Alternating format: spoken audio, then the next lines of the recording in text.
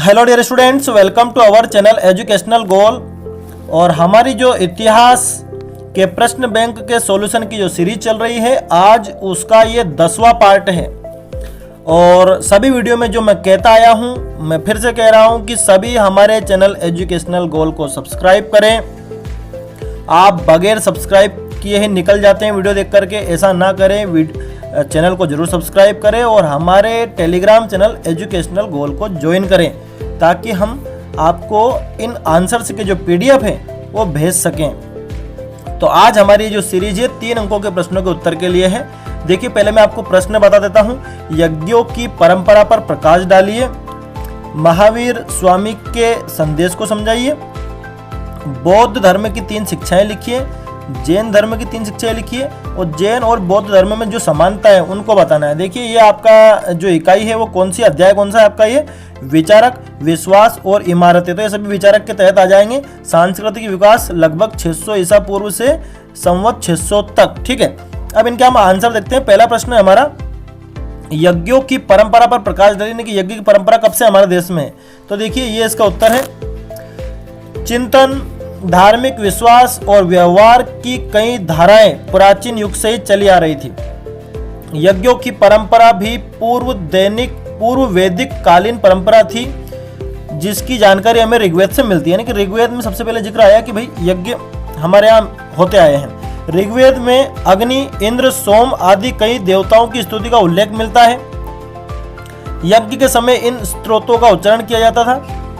प्रारंभ में सामूहिक यज्ञ किए जाते थे, बाद में कुछ यज्ञ घरों के मालिकों द्वारा किए जाने लगे। राजसूय यज्ञ और अश्वमेध जैसे जटिल यज्ञ सरदार और राजा किया करते थे। जैसे ये यहाँ पर क्या लिखा है, आपको किया करना, किया करते थे।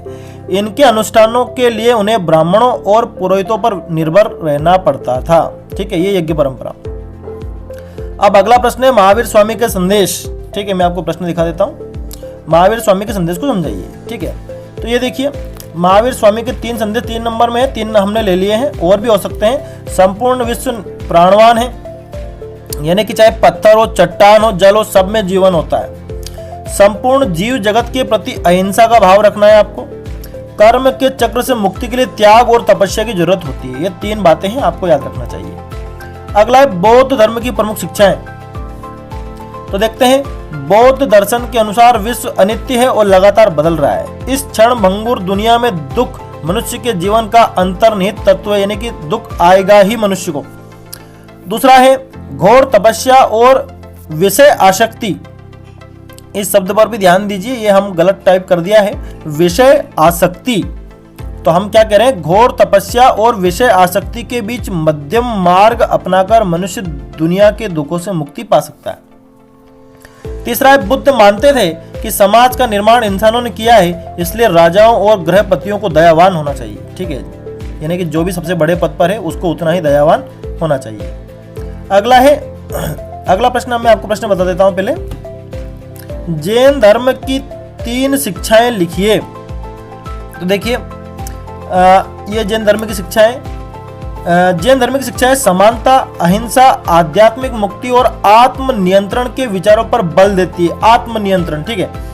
तो जैन धर्म की शिक्षा है अहिंसा, किसी भी जीवित प्राणी को घायल नहीं करना, सत्य बोलना, अस्त्य यानी चोरी नहीं करना, त्याग यानी संपत्ति का मालिक नहीं, यानी कि आपको त्याग कर देना हर बात का। अब अगला है, जैन और बौद्ध धर्म में जो 3 समानता आपको बतानी है। ठीक है, तो आपको एनसीईआरटी में जो बौद्ध धर्म, जैन धर्म, उसको सारा पढ़ना पड़ेगा। और ये सार ये यहाँ पर है कि बौद्ध धर्म और जैन धर्म दोनों ने अपने विचारों को उपनिषदों के सांख्य दर्शन से प्राप्त किया।